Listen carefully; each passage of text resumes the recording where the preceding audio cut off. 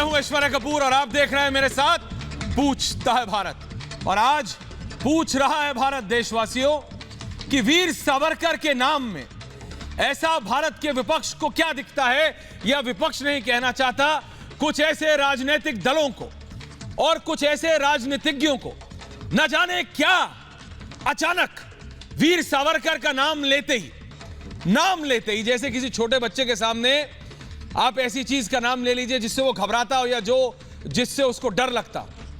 ऐसे ही जैसे ही वीर सावरकर का नाम आप लेंगे, डिटेल्स की बात तो अलग है, करेंगे क्या हुआ, लेकिन वीर सावरकर एक ऐसा नाम है।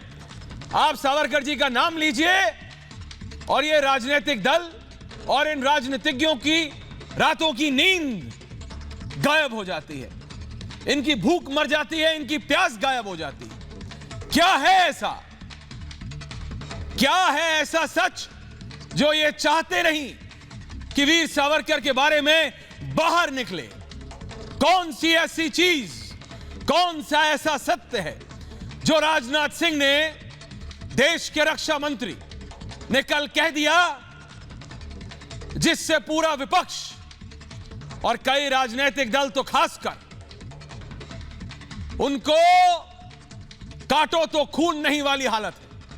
उनको समझ नहीं आ रहा दोस्तों कि कल वीर सावरकर पर, जी हां, कल वीर सावरकर पर the man who could have prevented the partition नाम की एक किताब, जो कि देश के चीफ इंफॉर्मेशन कमिश्नर हैं उदय मोहरकर, उन्होंने लिखी है। इस किताब का अनावरण कर रहे थे संघ प्रमुख सर संचालक मोहन भागवत और साथ में थे देश के रक्षा मंत्री राजनाथ सिंह। वीर विनायक दामोदर सावरकर पर यह किताब जाने माने पत्रकार, जैसा मैंने आपको बताया, जो आज की तारीख में चीफ इंफॉर्मेशन कमिश्नर भी हैं, उन्होंने लिखी। किताब के लॉन्च में रक्षा मंत्री राजनाथ सिंह और संघ प्रमुख मोहन भागवत मौजूद थे। किताब के विमोचन के बाद जब हमारे senior executive editor Abhishek Kapoor ने संघ प्रमुख मोहन भागवत और उदय मोहरकर के साथ एक्सक्लूसिव बातचीत की, सिर्फ और सिर्फ रिपब्लिक मीडिया नेटवर्क से मोहन भागवत ने बताया कि क्या सच्चाई है वीर सावरकर की। ये जो दुनिया भर में लोग कहीं का दाया कहीं का पांचा जोड़ रहे हैं ना, और जोड़ के बताना चाह रहे हैं कि देखो असली में क्या हुआ है, तो आपको मोहन भागवत का यह इंटरव्यू देखना होगा। कह रहा हूं मैं, आज पूछता है भारत, सुनना होगा आपको, यह देखना होगा, यह मोहन भागवत का इंटरव्यू असलियत के। लेकिन वीर सावरकर पर सियासी संग्राम, राजनाथ सिंह देश के रक्षा मंत्री के उस बयान पर खड़ा हो गया जिसमें उन्होंने यह कहा कि किस तरह महात्मा गांधी ने वीर सावरकर को सलाह दी थी कि वो अंग्रेजों को मर्सी पिटीशन लिखे माफी मांगे, इस तरीके की बात सावरकर पर दिए राजनाथ के बयान पर एआईएमआईएम प्रमुख असदुद्दीन ओवैसी ने निशाना साध लिया। मौका मिला है, उत्तर प्रदेश के इलेक्शन है, राजनाथ सिंह उत्तर प्रदेश के पूर्व मुख्यमंत्री तो रहे हैं,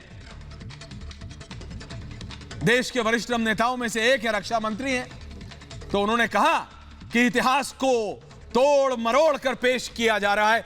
कौन तोड़ मरोड़ रहा है असदुद्दीन ओवैसी जी? क्या कहा राजनाथ सिंह ने जो आपको लगा कि तोड़ मरोड़ रहा है? अगर ऐसा ही हो रहा है तो एक दिन में महात्मा गांधी के बजाय यह कहा असदुद्दीन ओवैसी ने, सावरकर को राष्ट्रपिता बना देंगे। यह असदुद्दीन ओवैसी राजनाथ सिंह के लिए कह रहे हैं। दोस्तों, सवाल यह है कि आखिर सावरकर का नाम आते ही ओवैसी और ओवैसी जैसे कई राजनेताओं को इनकी रात की नींद क्यों उड़ जाती है? क्या है ओवैसी जी, क्यों? कौन सा ऐसा सत्य है वीर सावरकर के बारे में जिसको आप चाहते हैं कि छुपा रहे? कौन सा ऐसा सत्य है? मतलब कई चीजें ऐसी हैं जो मेरे समझ से परे हो जाती हैं। क्या है वीर सावरकर के जीवन का वो सच जिसे लेकर सियासी तलवारबाजी होती रहती है? बीजेपी और संघ सावरकर के पक्ष में खुलकर बोलते हैं। मोहन भागवत ने कल हमारे साथी अभिषेक कपूर के साथ जब बातचीत की, रिपब्लिक मीडिया नेटवर्क से बात करते हुए कहा कि देश में महापुरुषों को बांटने की साजिश हुई है। तो क्या आप वो बोलेंगे कि मोहन भागवत ने गलत कहा, वीर सावरकर महापुरुष नहीं है, ये कहेंगे आप? ओवैसी जी, क्या कहा राजनाथ सिंह ने? लोगों में सावरकर को लेकर भ्रम फैलाया जा रहा है, यह मोहन भागवत ने कहा। आज पूछता है भारत कि कौन है वो लोग जो भारतीय एकता को तोड़ने की साजिश रच रहे हैं? कौन है वो लोग?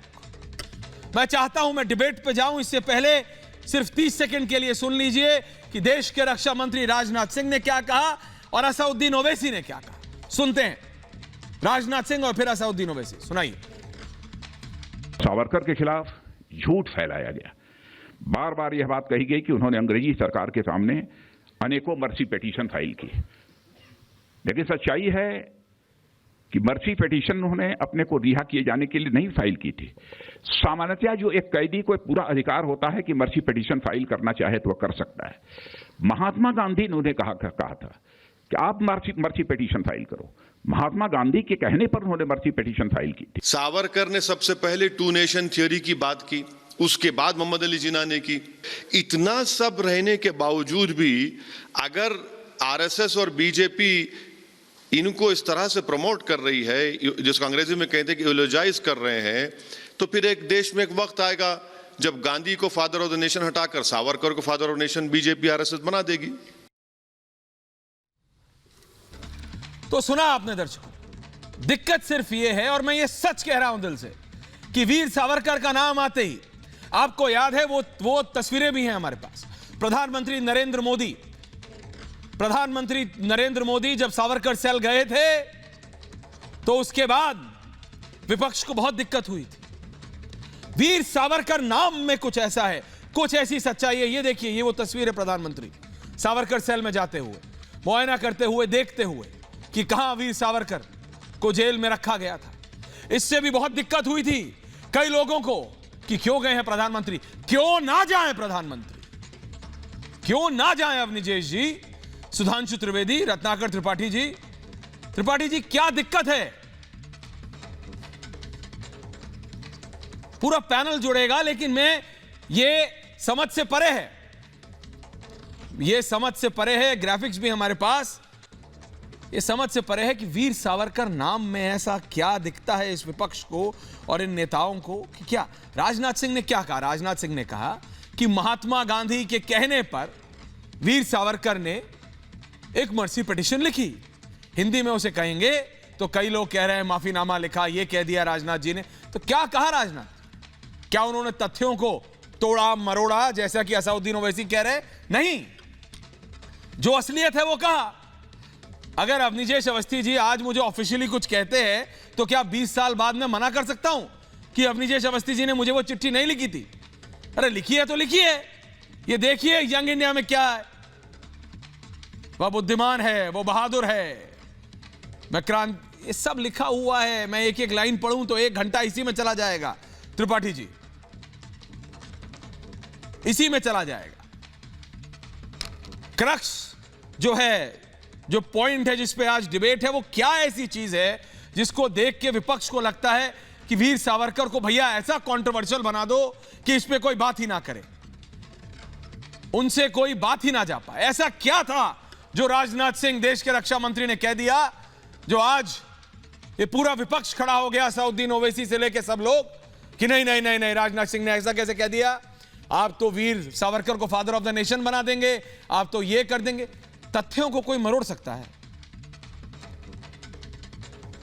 सुधांशु त्रिवेदी, अवनीजेश अवस्थी, रत्नाकर त्रिपाठी,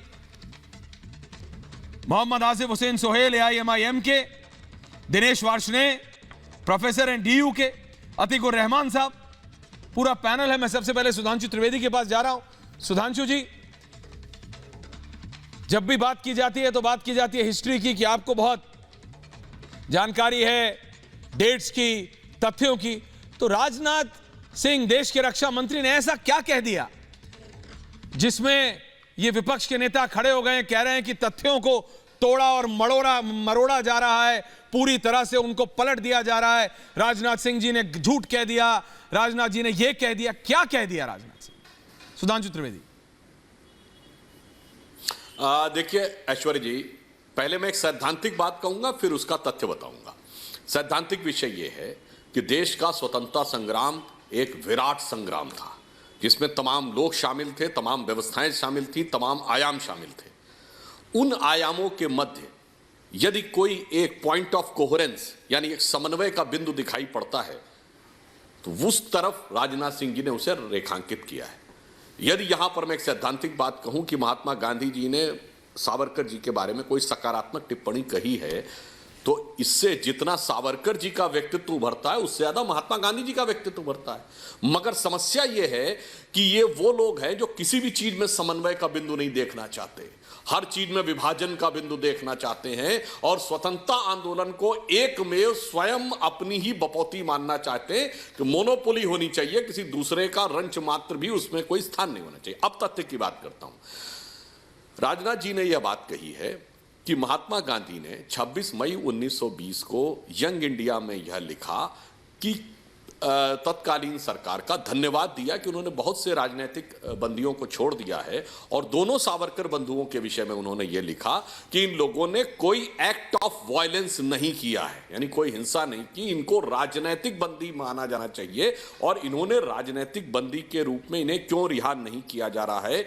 यह महात्मा गांधी के complete works of Mahatma Gandhi volume 20 page number 368 जो गांधी आश्रम के द्वारा प्रकाशित है उसमें है। इसकी पूर्व भूमिका क्या थी कि सावरकर जी के छोटे भाई का पत्राचार होता है जो 25 जनवरी 1920 यानी उसी वर्ष में, ये 26 मई का ये प्रकाशित है और 25 जनवरी का उनका पत्राचार है जिसमें कि उन्होंने यह बात कही है। तो उन्होंने गांधी जी ने उनको सलाह भी दिया है कि भाई मेरे विचार से आपको ऐसा ऐसा करना चाहिए। वह भी महात्मा गांधी के complete works of Mahatma Gandhi जो पब्लिश्ड बाय गांधी आश्रम है उसके वॉल्यूम 19 में पेज नंबर 348 पे लिखा है। और फिर 1921 में महात्मा गांधी ने सावरकर जी को देशभक्त, चतुर और ये सारी बातें कही हैं। और फिर मैं सिर्फ एक बात कहना चाहूंगा, सावरकर भारत के स्वतंत्रता संग्राम के एकमेव क्रांतिकारी हैं जिन्हें 2 जन्मों के कारावास की सजा दी ब्रिटिश सरकार ने। 2 जन्मों की किसी क्रांतिकारी या किसी स्वघोषित स्वतंत्रता सेनानी को नहीं मिली और सावरकर ने उसका हटते हुए कहा था चलो इसी बहाने अंग्रेजों ने हमारे एक के बाद दूसरे जन्म की व्यवस्था को तो माना। और वो किस वर्ष में दी गई थी? 1910 में। और मैं सारे दर्शकों से कहूंगा जाके लिस्ट ऑफ कांग्रेस प्रेसिडेंट देख लीजिए। 1910 में कांग्रेस का अध्यक्ष कौन था? विलियम वैडनबर्न, ब्रिटिश सरकार का सेक्रेटरी। आप ब्रिटिश सरकार के बाबू की सदारत में नीचे बैठे हुए थे और ब्रिटिश सरकार जिसको 2 जन्मों के कारावास की सजा दे रही है उसके लिए कह रहे हैं कि साहब ये तो अंग्रेजों से माफी मांग रहे हैं। आपको माफी मांगने की क्या जरूरत थी? आप तो उसके पैर के तले बैठे हुए थे। स्थापित किए गए एलन ऑक्टेवियम ह्यूम के द्वारा जो ब्रिटिश सरकार के सेक्रेटरी थे। उसके बाद मैं सारे दर्शकों से कहूंगा जाके चेक कर लीजिए कांग्रेस के पहले 5 अध्यक्षों में से एलन ऑक्टेवियम ह्यूम के बाद कौन कौन, जॉर्ज यूल, अल्फ्रेड रोब, विलियम वैडनबर्न, ये सब कौन थे भाई? और ये 1910 तक अध्यक्ष है। और जब सावरकर ने 1907 में जब क्वीन विक्टोरिया के 50वें वर्षगांठ के ऊपर बात हुई उन्होंने उसका विरोध किया। 1907 में क्या था कांग्रेस के अंदर? नरम दल गरम दल चल रहा था जिसके विषय में अरविंद घोष जी ने कहा था कि यह भिक्षामदेह की राजनीति है। इसीलिए मैं कह रहा हूं यह राजनीति के तहत स्वतंत्रता आंदोलन संघर्ष नहीं लड़ रहे थे, किश्तों किश्तों में रियायत पा रहे थे। इसलिए टुकड़े टुकड़े में आजादी पाने के चक्कर में देश के टुकड़े करवा के ही इनको आजादी मिली। इसलिए मैं कहना चाहता हूं इन लोगों के कारण समस्या, अन्यथा सबका योगदान था, सबको स्वीकार करिए। किसी एक की बपौती नहीं है कि यह देश केवल उन्हीं की वजह से स्वतंत्र हुआ। जिन्होंने सशस्त्र संघर्ष किया उनकी वजह, उनका भी वही था। जिन्होंने सेना बनाकर संघर्ष किया सुभाष चंद्र बोस जी, उनका भी योगदान है। जिन्होंने राजनीतिक आंदोलन किया जिसमें लाल बाल पाल, महात्मा गांधी और नेहरू जी सभी लोग शामिल थे, सरदार पटेल इत्यादि, उनका भी योगदान है। क्यों नहीं आप ईमानदारी से सबका योगदान स्वीकार करने का प्रयास करते हैं? और राजनाथ जी ने तो सिर्फ उसमें समन्वय दिखाने का प्रयास किया है तथ्यों के साथ। नहीं, मेरी दिक्कत सिर्फ इतनी है रत्नाकर त्रिपाठी जी, और मैं जा रहा हूं श्री रणजीत सावरकर जी के पास।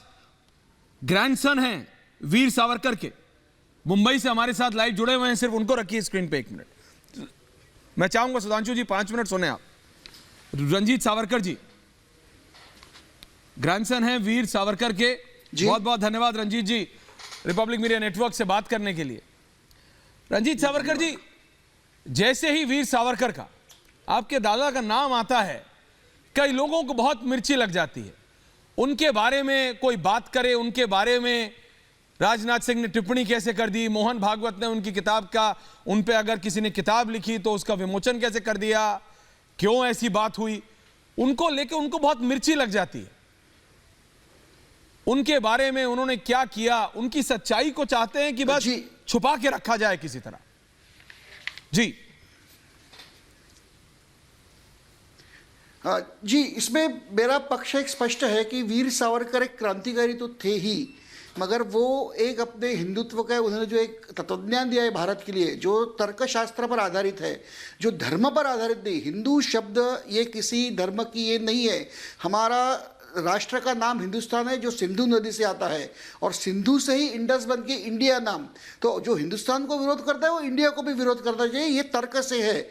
तो हिंदुस्तान के राष्ट्रीयत्व के संबंध में वो कहते हैं कि जो किसी आदमी इस हिंदुस्तान को सर्वोपरि, सर्वोपवित्र या सर्वोच्च प्राथमिकता देता है, और जिसकी वो पितृभूमि है, मतलब जिसके पुरखे इस हिंदुस्तान में है, वो हिंदू।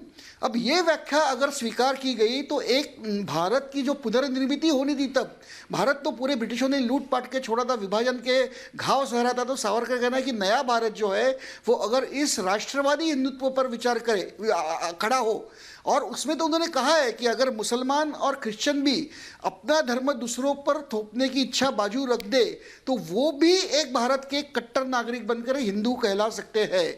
तो ये उन्होंने एक विशेष टिप्पणी इसमें की थी कि because they are spreading the religion we can not close our doors. तो ये अगर आ गया कि रिलीजन अपने घर में रखो, उनका ये कहना था, आप भारतीय नागरिक हो, जो भी भारत का कानून, भारत का संविधान आप पर सर्वोपरि है, आपको स्वर्ग में जाना है, नरक में जाना है, इसके लिए आप आपने जब अपने जो भी करना है वो घर में करो, घर के बाहर मत करो। रंजीत, तो ये विचार सावरकर जी हैं, घातक होते हैं वीर सावरकर के। रंजीत जी, आपने जब बोलना शुरू किया आपने कहा कि जो लोग भारत को मतलब अपोज करते हैं, आपने कहा सिंधु। मेरी यह दिक्कत है कि वीर सावरकर की जिंदगी के बारे में, जैसे ही वीर सावरकर एक सोच थी, मैं ये मानता हूं कि वो एक थॉट प्रोसेस थे, कि जैसे ही आप वीर सावरकर का नाम लेते हैं, उनके बारे में बात करते हैं, कोई भी किताब लिखे, कहीं कोई टिप्पणी हो जाए, मेरे को आज तक ऐसा ये याद नहीं कि किसी भी नेता ने, कोई कितना भी बड़ा हो, मैं तो राजनाथ सिंह और मोहन भागवत के लेवल की बात नहीं कर रहा हूं, मैं तो कह रहा हूं कि कोई भी व्यक्ति, प्रधानमंत्री सिर्फ सावरकर सेल गए थे, उस पर कंट्रोवर्सी हो गई थी, तो सावरकर को एक ऐसा नेता बनाने की कोशिश की जाती है कि उनको छुओगे तो आप कंट्रोवर्सी में पड़ जाओगे। ये एक रियलिटी है रंजीत सावरकर जी, और इसके पीछे एक स्ट्रैटेजी है, एक सोच है, ये मेरा मानना है। पीछे मैं यही कह रहा हूं कि उनकी सोच इतनी मजबूत थी कि उसे तोड़ा नहीं जा सकता था, और अगर आप सोच नहीं तोड़ते तो जो सोच जिस व्यक्ति की है उसकी अगर बदनामी करें तो हम बोलेंगे देखो ऐसे आदमी की सोच है, आप इसके बारे में पढ़ो भी मत। तो सावरकर की सोच एक आधुनिक भारत के निर्मिति के लिए एक मूलाधार बनने वाली थी, जो दुनिया के दूसरे देशों को भी, ब्रिटेन को, पाकिस्तान को, चाइना को, सबको एक खतरा है। तो इसमें भारत समर्थ होना ये दुनिया के दूसरे राष्ट्रों को भी खतरा है। तो इसीलिए उन्होंने, और कांग्रेस की तो जो है कि इन्होंने पहले तो माउंटबेटन को ही बना दिया हमारा गवर्नर जनरल। तो ऐसा जो पक्ष है कि जो विदेशों का आखिरी वॉइसराय को हमारा पहला वॉइसराय बनाती है, उनमें राष्ट्रीयत्व की भावना कितनी है मुझे पता नहीं। ये तो सत्ता के लिए मुझे लगता है कि उन्हें लगा कि सावरकर के विचार जनता जी मैं चाहूंगा कि आप हमारे साथ रहें डिबेट में, उसे मान्य करेगी, और उस समय परिस्थिति थी वैसी। बिल्कुल रंजीत जी, मैं चाहूंगा कि आप 15 मिनट निकालें समय सर, प्लीज आप रहें हमारे साथ। मैं जरा रत्नाकर त्रिपाठी, सोहेल साहब AIM के मेरे साथी अभिषेक भी जुड़ गए, जिन्होंने मोहन भागवत का इंटरव्यू किया, सुधांशु जी, और उसमें मोहन भागवत ने कहा मैं आ रहा हूं अभिषेक आपके पास, लेकिन त्रिपाठी जी, और हाँ सांसद महोदय भी जुड़ गए BSP के। लेकिन त्रिपाठी जी जरा बताइए ना, वीर सावरकर के नाम से आते ही क्या मिर्ची लग जाती है, या क्यों आप लोग ऐसा घबरा जाते हैं? Why do you want to paint him black?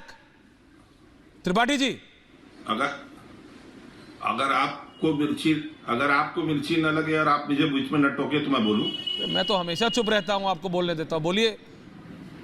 Trivedi ji को लाइए। हाँ, नहीं तो आप चुप ही रहिएगा सर इस समय। ये भारतीय झूठवादी पार्टी जो है ना, उसके एजेंडे को न फैलाएं। महात्मा गांधी ने कभी भी सावरकर जी को मर्सी पिटीशन देने को नहीं कहा था। ये सुधांशु त्रिवेदी ब्रांड इतिहास पढ़ करके आपका ज्ञान खत्म हो जाएगा।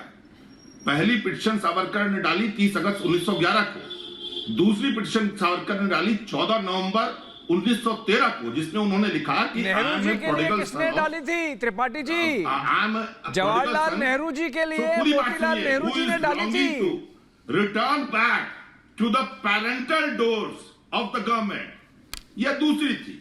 तीसरी 1917 में, चौथी 30 मार्च 1920 को, और 11 अप्रैल 1920 को सरदार पटेल के बड़े भाई विट्ठल भाई पटेल ने अंग्रेजों को चिट्ठी लिखी कि इनको छोड़ा जाए। उसके बाद मई में गांधी जी ने और नेहरू ने दोनों उनका समर्थन किया। या जैसे सुधांशु त्रिवेदी फैलाते हैं ना, 1910 में जाइए, इंटरनेट में चले जाइए, देखिए अंग्रेज आदमी वहां पे अब कांग्रेस का अध्यक्ष था। पढ़ते ही नहीं है ना, इनको पता नहीं है कि कांग्रेस का अध्यक्ष उस समय मदन मोहन मालवीय जी थे, पंडित मदन मोहन मालवीय, क्योंकि कांग्रेस अपना अध्यक्ष दिसंबर में चुनती है। मैं चैलेंज करता हूं त्रिपाठी जी, 1910 में कांग्रेस का अध्यक्ष विलियम बैटन बर्न था। जाइए चेक कर लीजिए।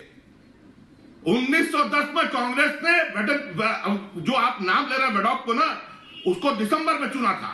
1909 से 1910 तक पंडित मदन मोहन मालवीय जी अध्यक्ष थे। गलत बात मत बोला कीजिए आप। जैसे आपके अवस्थी जी बोलते हैं, विवेकानंद ने कहा घर से कौन हिंदू है। विवेकानंद ने कहा I am proud to belong to a religion which has taught tolerance. अरे मैंने चेक क्या किया, मैं कांग्रेस का हूं, मेरे पास खाता पड़ा है, नेट से पढ़ना छोड़िए प्रोफेसर। इसी तरह पढ़ाएंगे अपने छात्रों को तो सब फेल होते रहेंगे इंटरनेशनल एग्जाम में। विवेकानंद ने कहा I am proud to belong to a nation which has taught to the religion which has taught the world tolerance and universal acceptance। Religion Hindu नहीं है ऐश्वर्या जी, ये झूठ फैलाते हैं। रिलीजन सत्य सनातन धर्म है। विवेकानंद ने कभी नहीं कहा कि मैं हिंदू। एक मिनट मैं चैलेंज करता हूं त्रिपाठी जी को, आपके कैमरामैन से कहता हूं जरा नेट के ऊपर यहाँ पे फोकस करें, झूठ बोलते हैं सर बैठ के। देखिए फोकस करिए 1910। सुधांशु त्रिवेदी देखिए, अभिषेक मैं आ रहा हूं आपके पास। उनको सजा हुई, रुकिए। 1910 विलियम बैटन बर्न, देखिए झूठ बोलते हैं बैठकर यहाँ। अरे छोड़िए, कोई भी जाकर नेट पर चेक कर सकता है। List of Congress president. दिसंबर में चुनाव हुआ था, सावरकर को सजा कब हुई बताइए। 1910 में विलियम बैटन बर्न लिखा है, पढ़िए क्या लिखा है। 1910 William Wedderburn, 1910 William Wedderburn. Dinesh Varshney ji बोलते हैं 1909 Madan Mohan Malaviya, 1910 William Wedderburn. Asif Hussain Sohail, हाँ 1909 में कब चुना मदन मोहन मालवीय? एक साल के लिए बताइए। सोच समझ के बोला करिए, हवा मत बोला करिए त्रिपाठी जी। एक साल या आपकी तरह व्हाट्सएप यूनिवर्सिटी पढ़ के नहीं आता हूं। अरे हवा में आप बोल रहे हैं सुजय जी। मैं कह रहा हूं 1910 विलियम बैटन बर्न, कोई जाके चेक कर ले। दिसंबर में अब आगे बहस कर रहे हैं एक साल के लिए। और विलियम बैटन बर्न तो सेक्रेटरी ऑफ ब्रिटिश गवर्नमेंट। दिसंबर में चुने गए। चलिए अब आगे बोलिए जो बोलिए। और दिसंबर सोच समझ के बोला करिए। आपको वीर सावरकर से क्या दिक्कत है? दिनेश वार्ष्णेय जी, श्याम सिंह यादव जी, रत्नाकर त्रिपाठी जी, अतीकुर रहमान, आसिफ हुसैन सोहेल साहब, आप सब हैं। 1909 से 1910 सुधांशु जी ने बोला। अभिषेक है, अभिषेक ने एक बात समझ में नहीं आ रही। बोलिए अभिषेक। ऐश्वर्या त्रिपाठी जी, क्या आप ये डिनाई कर रहे हैं, क्या आप ये डिनाई कर रहे हैं कि महात्मा गांधी ने पत्राचार करके सावरकर को सपोर्ट नहीं किया? क्या आप ये डिनाई कर रहे हैं कि जब महात्मा गांधी जी रत्नागिरी गए, उन्होंने सुन लीजिए त्रिपाठी, तारीफ करी? मैं ये कह रहा हूं कि वो महापुरुष थे और एक दूसरे का सम्मान करते थे, इतना तो कह दीजिए। 1917 को जो व्यक्ति, मेरी बात सुनिए, 18 अप्रैल 1970 को जो व्यक्ति चंपारण में मजिस्ट्रेट कहता है कि अगर चंपारण छोड़ दो तो सारे मुकदमे वापस ले लूंगा, जेल नहीं भेजूंगा। जो व्यक्ति कहता है मानवता की सेवा के लिए आया हूं, यहां से रह जाऊंगा, फांसी चढ़ा देना, वो आदमी माफी मांगने को कहेगा? अरे आप डिनाई कर रहे हैं। गांधी की फजीयत कर रहे हैं। गांधी आश्रम, साबरमती के गांधी आश्रम का कंपाइल किया गया लेटर है, collected works of Mahatma Gandhi, उसको झुटला रहे हैं आप।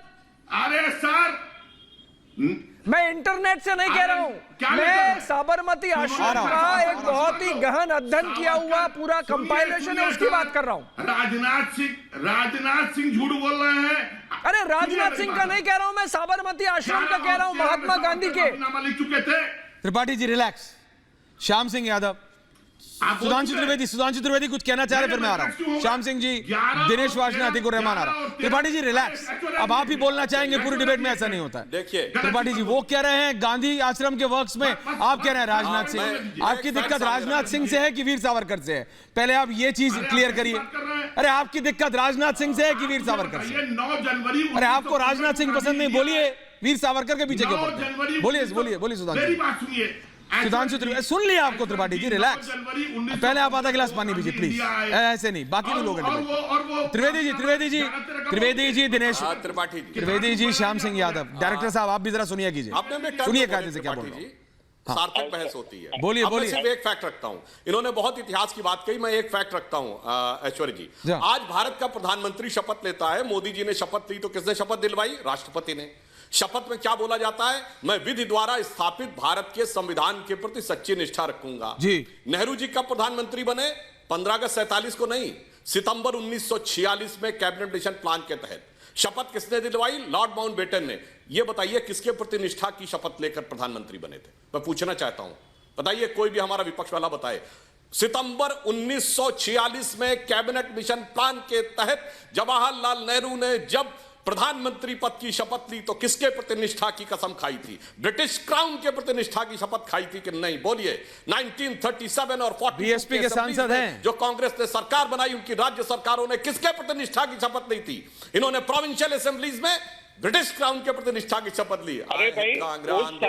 स्थापित हुए एलन ऑक्टेवियम ह्यूम के द्वारा है, और शपथ लिया ब्रिटिश क्राउन। उस समय शपथ तो ली ना ब्रिटिश क्राउन के प्रति निष्ठा की। पहला लॉर्ड बोलिए त्रिपाठी जी से, इसमें तो कोई किंतु परंतु नहीं है ना। आप कहां थे? श्याम सिंह यादव जी, आप तो श्याम सिंह यादव जी, श्याम सिंह यादव जी, आप बीएसपी से सांसद हैं। अभिषेक सुधांशु जी बीजेपी के सांसद। देखिए आप दोनों सांसद हैं, प्लीज थोड़ी गरिमा रखिए। श्याम सिंह जी रिलैक्स। श्याम सिंह जी सवाल क्या है? श्याम सिंह जी आप तो सुनिए, देखिए आप इंटरनेट पे रहते हैं, आप जौनपुर के आसपास हैं, अभी दिक्कत ये होता है कि बात नहीं होती है। मैं ये कह रहा हूं आपको वीर सावरकर से दिक्कत क्या है? पॉइंट पे आइए ना, आपको वीर सावरकर से दिक्कत क्या है श्याम सिंह यादव जी? हम तो कहते हैं, क्या कहते हैं? वीर सावरकर की इंटीग्रिटी डाउटफुल है। आप नॉन कंट्रोवर्शियल आदमी को ले आइए ना, कोई भी। अरे आप थोड़ी डिसाइड करेंगे हिस्ट्री में कौन क्या करेगा? में ऐसा है। अरे ये कोई बहन जी की पार्टी है क्या? नहीं कि आप, अरे आप डिसाइड करेंगे हिस्ट्री में किसने क्या किया? ये क्या तर्क है सांसद महोदय? झूठला करके आप यू कैन नॉट। अरे आप कह रहे हैं कि एक नॉन कॉन्ट्रोवर्शियल आदमी क्रिएट करो, क्या कह रहे हो सांसद जी? कहना चाहता हूं, मेरी बात 1 मिनट सुनिए। बोलिए। ये जो सुधांशु त्रिवेदी साहब ने कहा है 1910 में कांग्रेस का अध्यक्ष कौन था, तो केवल 1910 कहने से काम नहीं चलेगा। ये भी दिखाइए कि कब से कब तक। तिवारी जी कह तो रहे हैं कि वो दिसंबर में आए थे, तो आप महीना का भी समय बताइए, दिन का भी समय बताइए। नहीं, देखो ऐश्वर्या अभिषेक थोड़ा हम डिबेट, जवाब दे रहे हैं, थोड़ा हम भटक रहे हैं। अभिषेक वर्सेस श्याम सिंह यादव। डायरेक्टर साहब क्या कर रहे हैं आप? यादव जी हम जो है चर्चा के विषय से भटक रहे हैं। सावरकर, ऐश्वर्या ने कहा, वही सुनिए ना, तारीख को छोड़ दीजिए, इतिहास को छोड़ दीजिए, अभी की बात करते हैं। सावरकर एक विचार थे, पिछले 70 साल में, 7 दशकों में एक षड्यंत्र के तरीके से, एक सोचे समझे सुनियोजित, आप क्या कहेंगे उसको, तरीके से उनके विचार को दूर रखने के लिए किताबों से गायब किया गया, हमारी जो बच्चों को पढ़ाई जाती है उसमें से गायब किया गया, और इसीलिए उनको एक निमित्त बना दिया सावरकर को कि सावरकर के बारे में जो बात करेगा वो हमारे देश को एकता नहीं चाहता।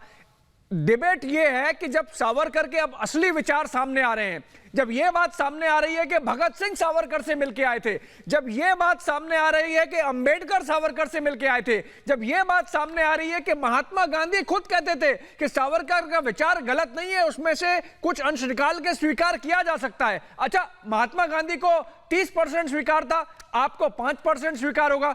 कुछ बात करें, चर्चा करें महात्मा गांधी के साथ के संबंध की, सावरकर के अंबेडकर के साथ के संबंध की, सावरकर के भगत सिंह के साथ के संबंध की, एक संवाद होगा। पर आप ये कहते रहेंगे कि नहीं हमें स्वीकार ही नहीं है, तो ये तो तरीका नहीं है ना। टॉलरेंस की आप बात कर रहे हैं एक तरफ, और दूसरी तरफ पूरे तरीके से एक विचार को आपने गायब कर दिया है।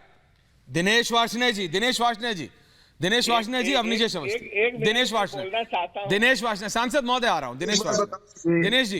ऐश्वर्या, मैं ये जानना चाहता हूं अभी से भी सर आपका ऑडियो खराब हो रहा है, मैं आपका ऑडियो डिस्कनेक्ट करके दोबारा कनेक्ट कर रहा हूं, तब तक मैं जा रहा हूं अतीकुर रहमान साहब के पास। दिनेश जी का ऑडियो डिस्कनेक्ट करके कनेक्ट कीजिए। अतीकुर रहमान साहब, क्या जी, हाँ बोलिए ना, वीर सावरकर के नाम आते ही क्यों बिल्कुल लोगों को, मतलब रात का खाना उनका गायब हो जाता है, प्यास गायब हो जाती है, क्यों? What's the reason? जी मैं बताना चाहूंगा। ऐश्वर्या, देखिए बात बहुत सिंपल है। बीजेपी सावरकर के साथ में इतना ज्यादा उनका लगाव क्यों है?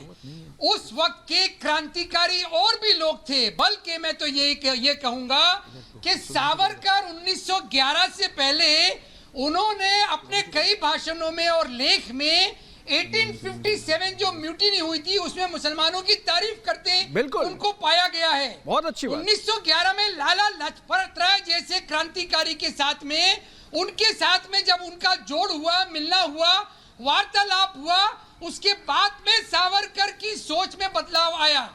फर्क सिर्फ इतना है कि सावरकर जैसे क्रांतिकारी वो हिंदुत्व को माइनस मुसलमान देखते थे, लेकिन लाला लाजपत राय और उनके साथी जो थे लाल बाल पाल जैसे क्रांतिकारी, वो अब नीतीश जी जवाब दे रहे, आ रहा हूं अभिषेक आपके पास आ रहा हूं, और तमाम लोगों को साथ में लेकर चलना जानते थे।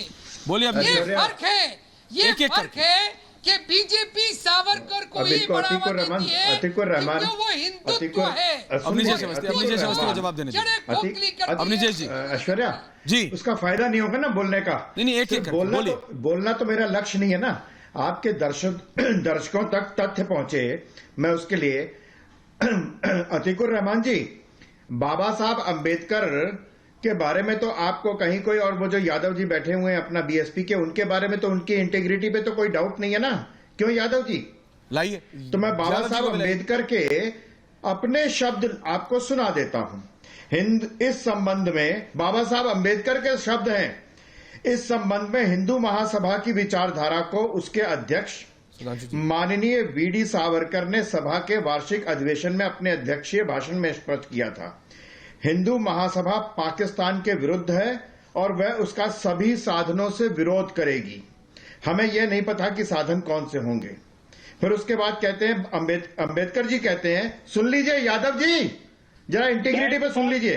तथापि यह कहना माननीय सावरकर के प्रति न्याय नहीं होगा कि भारतीय मुस्लिमों के दावे के बारे में उनका दृष्टिकोण नकारात्मक है। ये तो बाबा साहब अंबेडकर ने लिखा। और एक नहीं, आप चाहें तो मैं ऐसे बाबा साहब अंबेडकर के 10 उदाहरण दे सकता हूं जिसमें उन्होंने सावरकर जी की भूरी प्रशंसा की है। और वो जो एक बैरिस्टर साहब जो है गला फाड़ के बोल रहे थे, वैसी साहब कि जिन्ना के एक करके बोलने का फायदा है। देखिए, एक करके बोलेंगे, फायदा है। पे बात हो जाए तो अच्छा है ना, एक करके। अब नीतीश अवस्थी जी ने अपना पॉइंट रखा, हो जाए तो अच्छा है। अब नीतीश अवस्थी जी ने अपना पॉइंट रखा, अतीकुर रहमान काउंटर कर रहे हैं। अतीकुर रहमान बोलिए। इतनी सी बात कर रहा हूं, सर सैयद अहमद खान ने जिन्ना से भी पहले, हाँ, सावरकर से तो अब नीतीश जी जवाब आ रहा है। सुधांशु जी आ रहा हूं, दिनेश जी का ऑडियो ठीक हो गया, आ रहा हूं। अंबेडकर साहब को आप कोट कर रहे हो, उन्हीं की बात दोहरा रहा हूं मैं। Doctor B R. अंबेडकर का ही लेख है। अगर भारत हिंदू राज बनता है तो ये भारत के लिए सबसे बड़ा दुर्भाग्य होगा। हमको हर वो कोशिश करनी चाहिए कि भारत कभी भी हिंदू राज न बने। Doctor B R. अम्बेडकर, उसके आप बाद बताइए अवस्थी जी, अब सर सैयद अहमद खान ने लिखा कि और फर्ज कीजिए सभी मुस्लिम मतदाता मुस्लिम प्रत्याशी को वोट। सुधांशु त्रिवेदी, अभिषेक कपूर, रत्नाकर त्रिपाठी। सुधांशु त्रिवेदी, अभिषेक कपूर, रत्नाकर त्रिपाठी। सुधांशु जी, आपने कहा कि जवाहरलाल नेहरू ने 1946 में किसके प्रति निष्ठा प्रकट करते हुए उन्होंने शपथ ली, तो क्या यह गलत है कि उन्हीं की सरकार में कई कांग्रेस के नेता थे ऐसी समाजवादी सोच के? सुधांशु त्रिवेदी कहां हैं डायरेक्टर साहब? सुधांशु त्रिवेदी जी को लाइए। सुधांशु त्रिवेदी जी, क्या यह गलत होगा कि उन्हीं की सरकार में कांग्रेस पार्टी के खुद समाजवादी गुट के कितने नेता थे जिन्होंने सिर्फ इसलिए शपथ नहीं ली थी क्योंकि वो शपथ ब्रिटेन की क्वीन की तरफ निष्ठा के प्रति थी। उन्होंने कहा था हम नहीं होंगे। फैक्ट्स तो फैक्ट्स है। अब रत्नाकर त्रिपाठी जी कहेंगे नहीं, ऐसे नेता नहीं थे। रत्नाकर त्रिपाठी को लाइए डायरेक्टर साहब। अब रत्नाकर त्रिपाठी कहेंगे नहीं, ऐसा नहीं था ईश्वर, क्योंकि त्रिपाठी जी आपके पास जो किताब है वो ऑल्टर्ड है। फैक्ट्स तो फैक्ट्स हैं। आपकी कांग्रेस पार्टी के अपने नेता थे अभिषेक, जो समाजवादी, अरे सुन लीजिए त्रिपाठी जी, अब आपको नाम चाहिए, नाम दूं आपको। आपकी अपनी पार्टी के समाजवादी सोच के नेता थे जिन्होंने कहा था मैं शपथ नहीं लूंगा।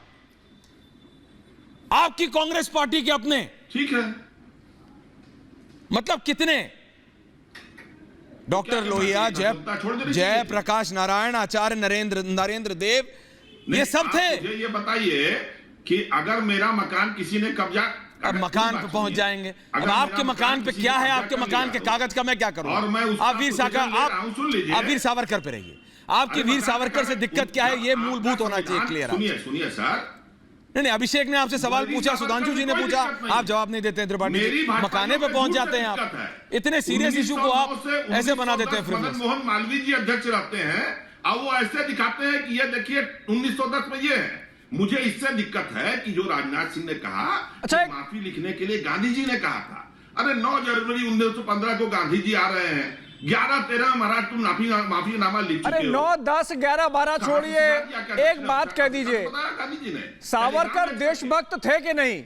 बस बात खत्म, बस इतना कह दीजिए। सावरकर देशभक्त थे या देशद्रोही थे, इतना बता दीजिए। आपत्ति नहीं है हमारे। फंस गए त्रिपाठी जी, फंस गए त्रिपाठी जी, फंस गए। अरे बोलिए तो बोलिए फिर, है कि नहीं? इंदिरा गांधी ने, अरे बोलिए ना नेताजी, थे कि नहीं? बात खत्म, थे कि नहीं? बात खत्म, बताइए थे कि नहीं?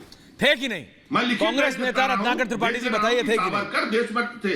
हाँ बस ठीक है, बात खत्म। थे, चलिए माना, सुधांशु लिया ना, बस ठीक है। अभिषेक एक तो माना, सुधांशु त्रिवेदी बहुत देर से बोलना चाह रहे हैं। हाँ बोलिए त्रिवेदी जी। देखिए यही मेरा कहना है। जैसे त्रिपाठी जी ने बात कही, सभी देशभक्त थे, सबका सम्मान होना चाहिए। अगर सावरकर जी के ऊपर डाक टिकट जारी हुआ और इंदिरा गांधी जी उस समय थी, तो क्या उन्होंने देशभक्त नहीं माना होगा? इसलिए मैं कहता हूं कि उस बात को ईमानदारी से स्वीकार करिए। और यदि आप ब्रिटिश सरकार के साथ हुए किसी प्रकार के समझौते, मुआहदे, पत्र या लिखित की बात करेंगे, तो मैं ये सिर्फ ये बताना चाहता हूं, लाला लाजपत राय जी का भी जिक्र किया। लाला लाजपत राय कांग्रेस के अध्यक्ष रहे थे 1920 में। उनकी लाठियों से पीट पीट कर हत्या कर दी गई थी। किस आंदोलन में? 1927 साइमन कमीशन का आंदोलन। मुद्दा क्या था? ब्रिटिश सरकार ने कहा था द्विध्रुवीय शासन प्रणाली, द्विस्तरीय हम देंगे, यानी राज्यों में कांग्रेस की सरकार और केंद्र में हमारी। कांग्रेस ने कहा हमें मंजूर नहीं है।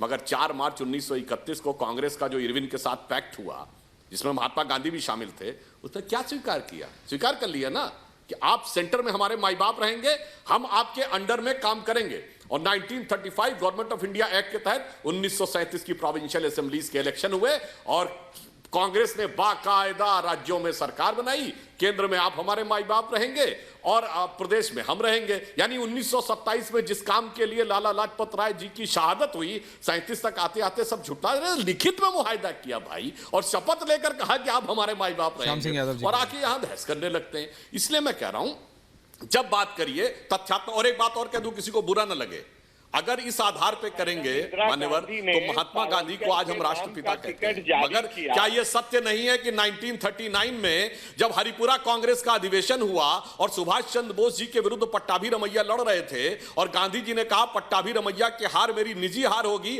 और उसके बाद पट्टाभी रमैया हार गए। तो मतलब ये तो प्रश्न चिन्ह खड़ा कर देता है कि कांग्रेस कार्यकर्ताओं में गांधी जी कितने लोकप्रिय थे, सुभाष चंद्र बोस ज्यादा लोकप्रिय थे, कि ये मेरी व्यक्तिगत हार होगी, ये कहने के बाद उनका कैंडिडेट चुनाव हार जाए।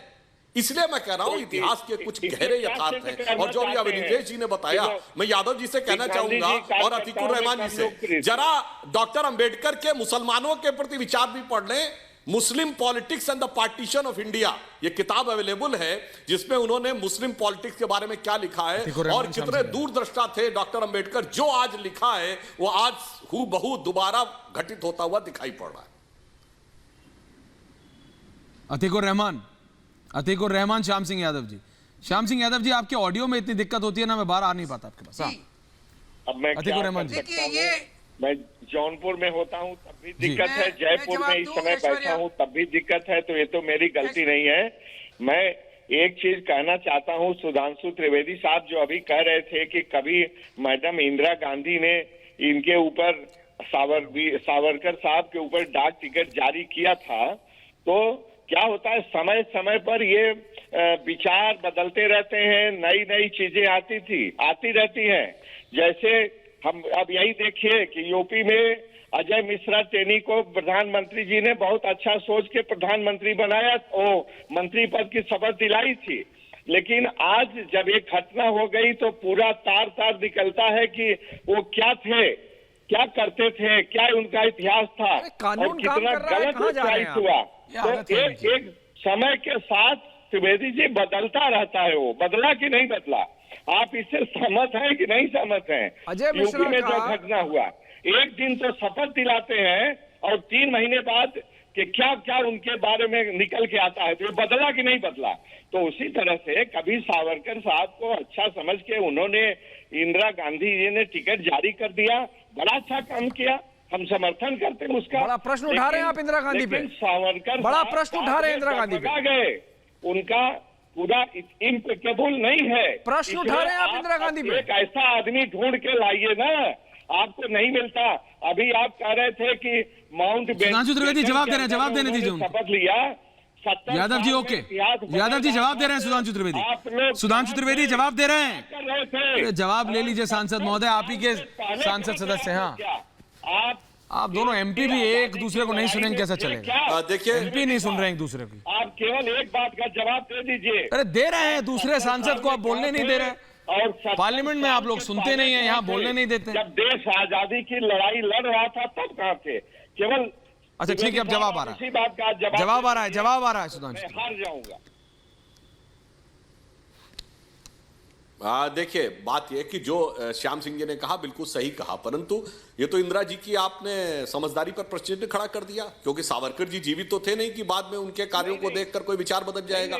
वो तो स्थिर हो चुका था। और आपने अच्छा उदाहरण दिया, सपा बसपा का गठबंधन हुआ था नवंबर 1993 और 18 महीने के अंदर जून 1995 आते आते मायावती जी के ऊपर कातिलाना हमला हुआ था और उन्होंने कहा था मेरी जान लेने की कोशिश की गई है। और बचाने कौन आए थे? भाजपा के नेता स्वर्गीय ब्रह्मदत्त द्विवेदी। और उसके बाद बदलाव हो गया था। इसीलिए मैं कहता हूं, आपने अच्छा कहा कि लोगों के समझ में आता है कि कितनी बड़ी गलती हो गई, तो सपा का चरित्र उजागर हो गया था मायावती जी की नजरों में, तब उनके बाद उनका हृदय परिवर्तन हुआ। उस समय उनके प्राणों की रक्षा करने का कार्य किया था। यह भी एक इतिहास का। अब हम आते हैं इतिहास के ऊपर, जो आपने बात करने का प्रयास किया। स्वतंत्रता आंदोलन की बात कर रहे हैं मान्यवर। अगर आप इस ढंग से बात कहेंगे, स्वतंत्रता में हर प्रकार का, मैंने कहा, आयाम है, हर प्रकार का आंदोलन है। अब आप ऐसे कहेंगे डॉक्टर अंबेडकर जेल नहीं गए थे, डॉक्टर अंबेडकर स्वतंत्रता के लिए लड़ाई नहीं लड़ रहे थे ना, वो भी लड़ाई लड़ रहे थे, एक सामाजिक संघर्ष की लड़ाई लड़ रहे थे। इसीलिए जो स्वतंत्रता आंदोलन के भिन्न भिन्न आयाम हैं, उन सबको ईमानदारी से स्वीकार करने की जरूरत है। कोई एक अगर ये कहे कि ये मेरी बपौती है, इसके अलावा दूसरे को स्वीकार नहीं करेंगे, तो यह सरासर। और एक वाक्य मैं कह दूं, सुनिए, जानते सावरकर साहब समस्या क्या है? सावरकर एक मजबूत और शक्तिशाली राष्ट्र। श्याम सिंह जी वाक्य पूरा कर दूं, उसके बाद आप बोलिएगा। नहीं, ये इनकी आदत है, पूरे नहीं होने देंगे। समस्या ये है कि सावरकर एक मजबूत और शक्तिशाली भारत को स्थापित करना चाहते थे, और एक अंग्रेजों के जमाने में मैकाले से लेके मार्क्स तक एक विचारधारा चली है जिसने भारत को मजबूत करने वाले किसी भी प्रतीक को कभी इतिहास में उचित स्थान नहीं दिया। इन्होंने ही चंद्रगुप्त मौर्य को महान नहीं कहा जिसने सेल्यूकस को मार मार कर भगा दिया था। इन्होंने रंजीत सावरकर जी, सुधांशु त्रिवेदी जी, समय कम है। अभिषेक, मैं आपको लास्ट 30 सेकंड दे रहा हूं। सुधांशु जी, सांसद महोदय, समय कम है, 1 सेकंड अतीक रहमान। अभिषेक कपूर के पास आ रहा हूं। अभिषेक, आपने वो इंटरव्यू किया मोहन भागवत का, वो हम दिखा भी रहे हैं, सुबह से रात को भी दिखाएंगे, आज कल भी दिखाएंगे, लेकिन उसमें मोहन भागवत ने जो वीर सावरकर के बारे में सबसे महत्वपूर्ण बात बताई, वो आप बताइए। पिछले 5 साल में किसी और से बात नहीं की है मोहन भागवत ने आपके अलावा। देखिए, 2-3 बातें ऐश्वर्या शॉर्ट में कहूंगा। एक तो ये कि सावरकर देशभक्त थे, उनके तरीके के बारे में मतभेद हो सकते हैं और उसकी चर्चा अब हो रही है इस किताब के नाते, अच्छी बात है। दूसरी बात, एक जो अटैक किया गया सावरकर के ऊपर, वो एक सोचे समझे तरीके से किया गया, जिससे कि एक जो बाहर की विचारधारा है, जिसका जिक्र अभी सुधांशु जी कर रहे थे कि मार्क्स से मैकाले, उनका वर्चस्व बना रहे और भारत में उस विचारधारा के चलते एक ऐसी मानसिकता बनी रहे कि आप बाहर की तरफ देखते रहें और जो यहां के मूल विचार हैं वो धीरे धीरे करके गायब हो जाए, भूल जाया जाए उनको। ऐसा एक षड्यंत्र किया गया। मेरे ख्याल से यह संवाद इस किताब के आने से और सावर के बारे में चर्चा करने से हो रहा है। बिल्कुल, लेकिन एक बात मैं कर देना चाहता हूं, रत्नाकर त्रिपाठी जी मुस्कुरा रहे हैं। आपकी दिक्कत राजनाथ सिंह से है कि वीर सावरकर से? यह बात क्लियर कर लीजिएगा, क्योंकि मैं फिर बता रहा हूं, फैक्ट्स के हिसाब से राजनाथ सिंह ने कुछ गलत नहीं कहा। जो फैक्ट्स हैं वो ही, और फैक्ट्स वो होता है जो तथ्य है, जो लिखा हुआ है। समझ रहे हैं त्रिपाठी जी? बहुत बहुत धन्यवाद रंजीत सावरकर जी का, स्पेशल धन्यवाद। थैंक यू रंजीत जी, बहुत बहुत धन्यवाद। सुधांशु त्रिवेदी और श्याम सिंह यादव जी, अवनीश अवस्थी, बहुत बहुत धन्यवाद आप सबका।